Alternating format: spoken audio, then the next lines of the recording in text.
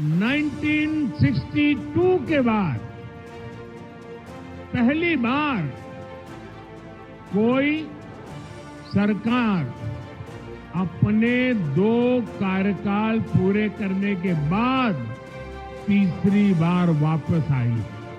Bharatiya Janata party ने इंतखाबी इत्तेहाद national democratic alliance के साथ मिलकर हुकूमत बनाने का ऐलान किया है और बाज़ाब्ता तौर पर भारतीय सदर की जानिब से नरेंद्र मोदी को वज़रात उज़्मा का हल्फ उठाने की दावत दे दी गई है। नरेंद्र मोदी कल शाम मुसलसल तीसरी बार वज़ारत उज़्मा का हल्फ उठाएंगे और तकरीब हल्फ बर्दारी के लिए नई दिल्ली में इंतजामात किए जा रहे हैं। आला सरकारी हुकाम ने कहा है कि पाकिस्तान नरेंद्र मोदी के हल्फ के बाद उन्हें मुबारकबाद देगा। वाज़ेह रहे कि भारत में लोकसभा के इंतखाबात में बीजेपी के इत्तेहाद एनडीए ने 294 नशिस्तें हासिल कीं, जबकि अपोजिशन इत्तेहाद इंडिया ने 234